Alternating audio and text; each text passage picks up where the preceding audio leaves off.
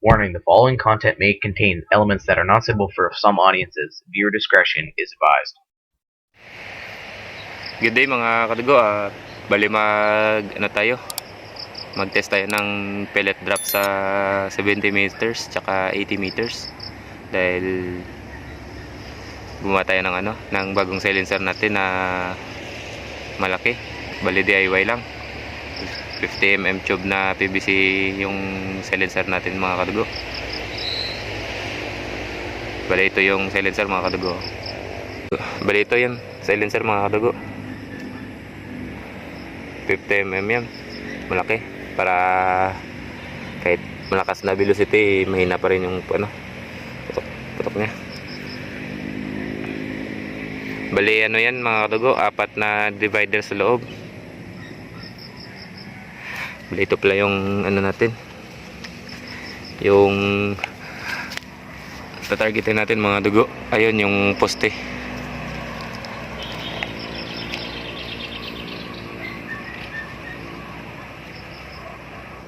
Ayan, range finder natin mga kadugo.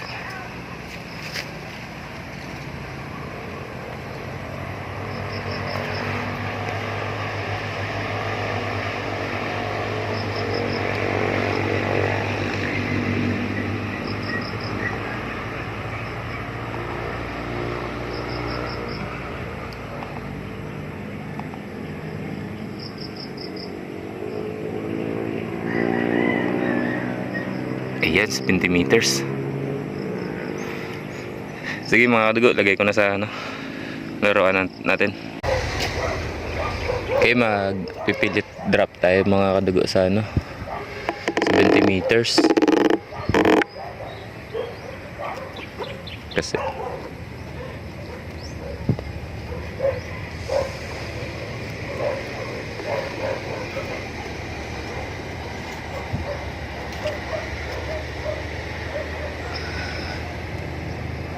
sa unang test natin ay nasa 2.5. Try natin sa 2.5 pa rin first shot.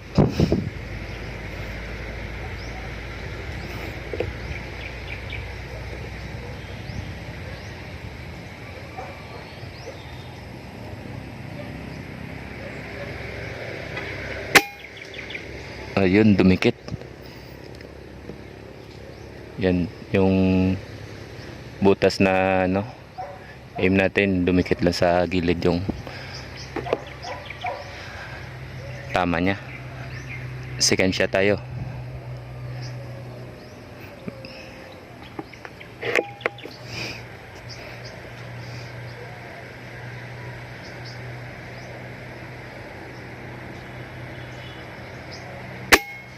Yun, dumikit pa rin mga kadugo sa unang patama niya.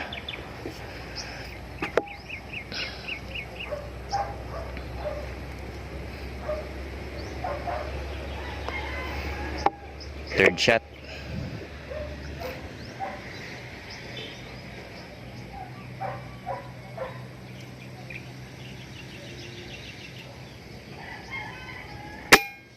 Yun. Bali may hangin to mga kadugo, kaya ang patama niya medyo may may kabig pa kanan dahil yung hangin ay mula sa kaliwa pa kanan.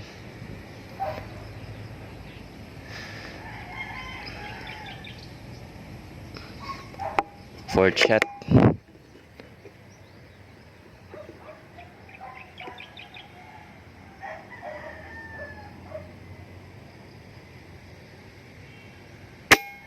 Yun, sumentro na mga kadugo. Ayan siya.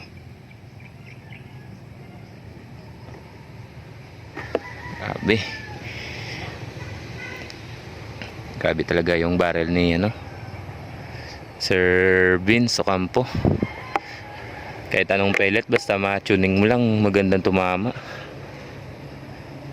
Last shot tayo mga kadugo, 70 meters.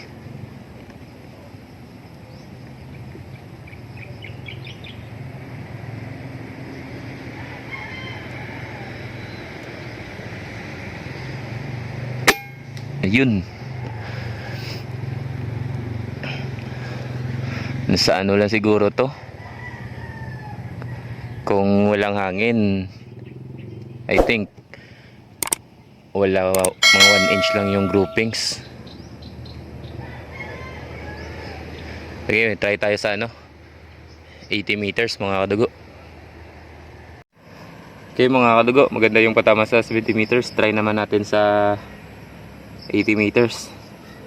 Bale yun, may isang poste doon na may mga puno. Bale range finder natin.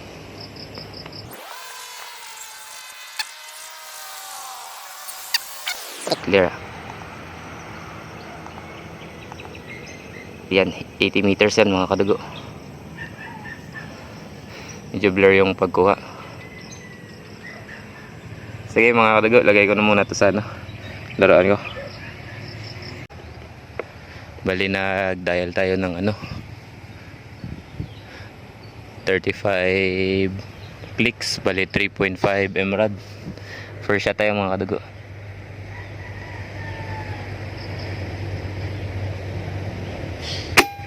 Ayun. Medyo mataas konti yung ano tama niya.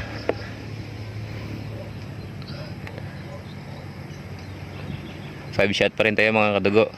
Second shot.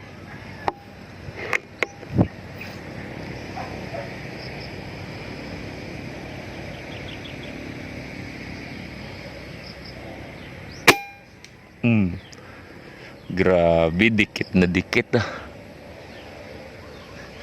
Sa 1 centimeter lang siguro yan yung distance nila ng dalawa.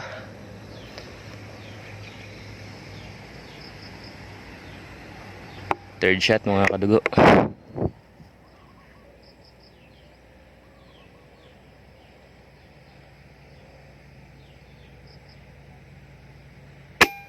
Ayun, tumama sa pangalawang ano tira. Grabe, ang ganda talaga ng patama ng ano baral ko. Importante lang talaga mga kadugo sa larangan ng ano airgun is ano, magaling ka mag tuning. Dapat pag-aralan mo para maganda tumama yung ano yung laruan mo.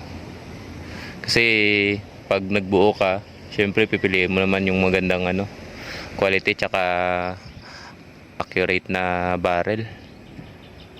Tsaka yung ano yung receiver is kahit di na ganong kaganda yung panlabas, importante ano quality yung panloob.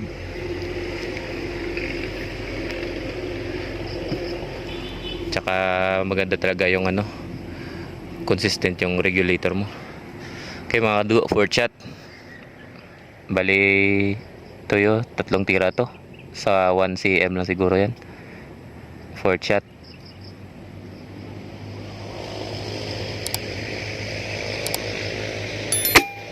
Ayun, may kabig na. Ayan, align pa rin yung ano yung pangapat. Sa hangin lang talaga yung ano yung may adjustment lang talaga sa hangin. Okay, last shot tayo mga kadugo.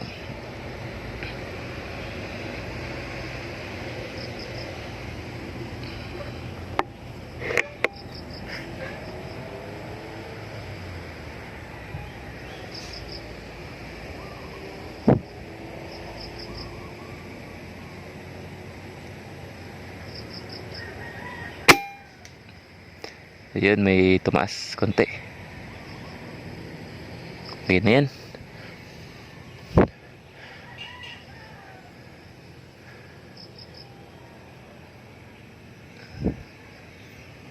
Yun mga kadugo, maganda tumama yung ano laruan natin kahit nagpalit tayo ng silencer. Bali before ako pumunta dito, sinero na natin to sa ano sa 30 meters gaya ng dati. So yun, maganda talaga tumama yung ano, yung barrel ni Sir Vince. Kahit anong pellet yung gamitin mo, basta ma-tune mo lang.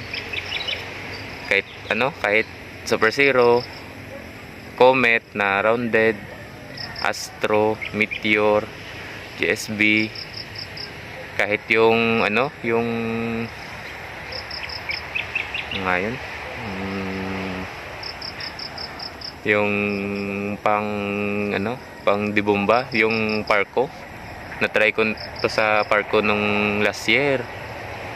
Kahit 50 meters kaya mag target ng red color dove. Kaya, pero medyo ano na, kalat na yung patama niya, pero matatamaan mo pa rin. Maganda talaga barrel niya. Bali yung ano, yung velocity ng laruan ko ngayon ay nasa around 920 to 930 yung FPS. So ayun mga kadugo, sa next adventure naman mga kadugo, yung mga shoutout sa next adventure na lang. Bali nag pellet drop test lang tayo ngayon. Sige, thank you sa ano, panonood yung mga kadugo. Sige, ingat kayo lagi. God bless.